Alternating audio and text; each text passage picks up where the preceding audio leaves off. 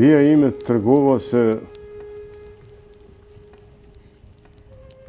Muhamedi I vogël u trondit shumë nga vdekja e gjyshit.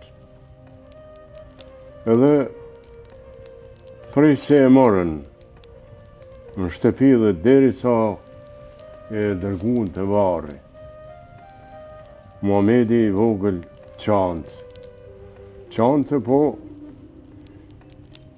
Ebu Talibi I kishte premtuar Abdul Mutalibit se unë do të kujdesem dhe vërtet u kujdes shumë për nipin. U kujdes thuja ma shumë se për fëmijët e vet.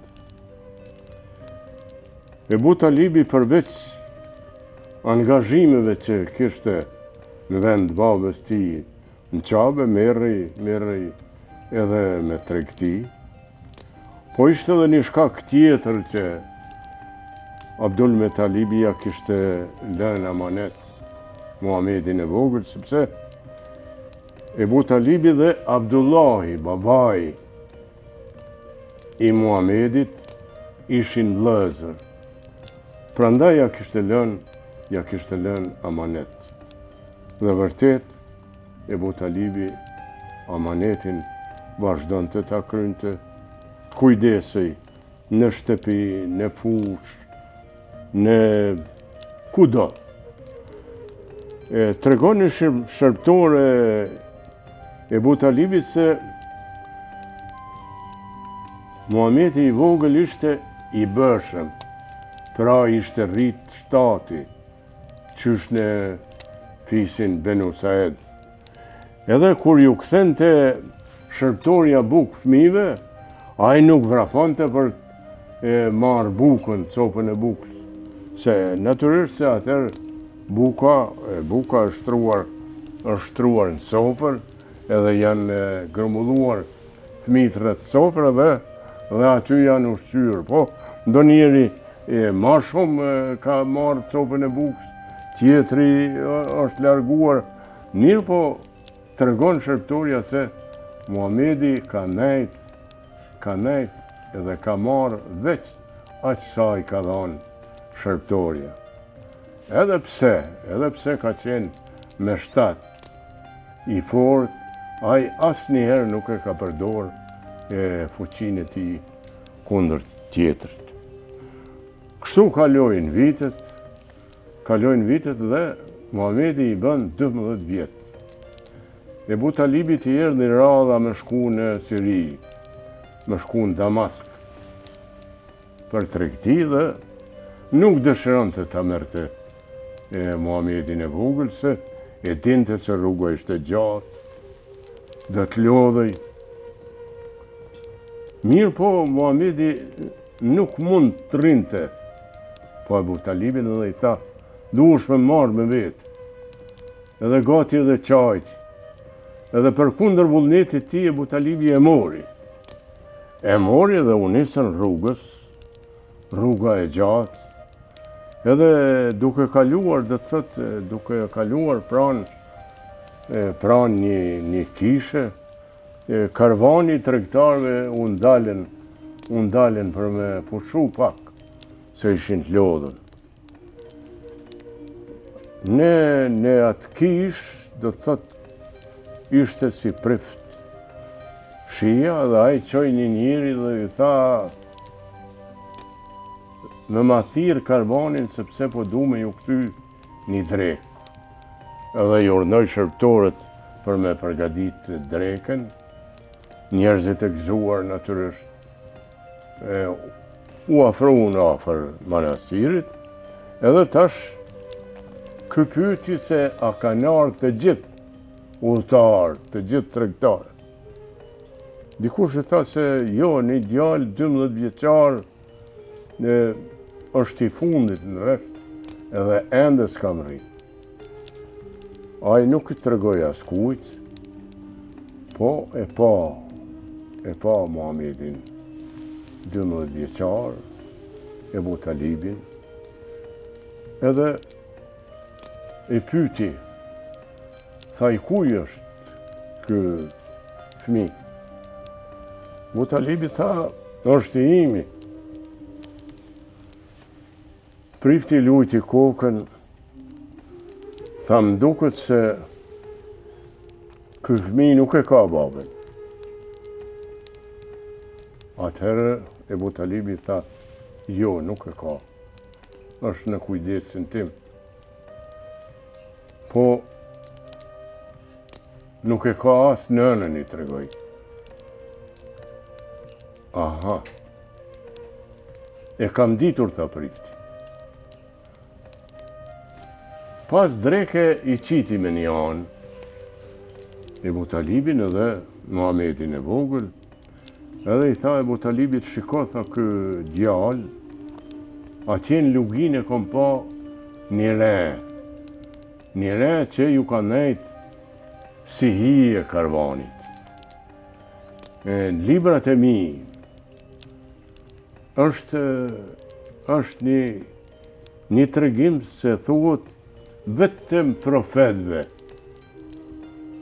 ju shkon hija.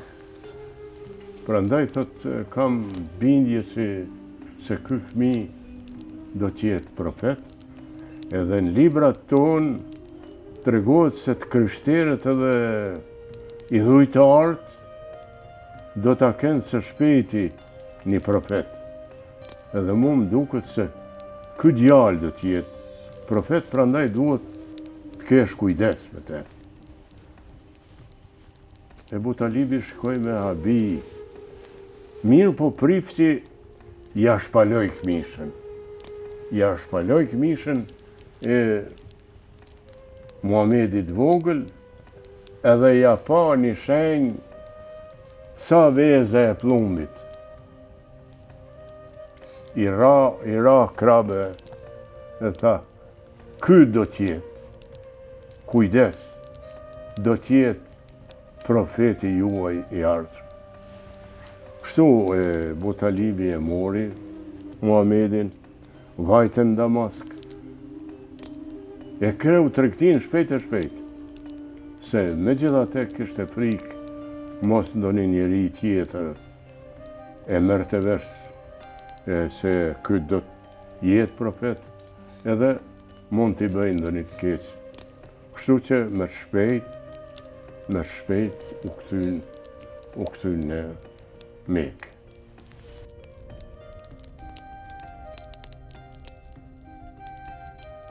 Shënoje bia ime. Në moshën 15 vjeçare, Muhamedi mori pjesë edhe në luftë. Lufta e Fujarit quhet, shkruje Fujari.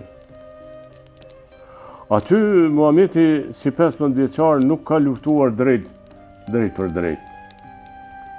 Mirë po gjagjajt të ti i ka mbledh thumba të shigjetave dhe i ka dhenë. E kjo do të thotë ka qenë një luftë e hershme ku ai ka marrë pjesë.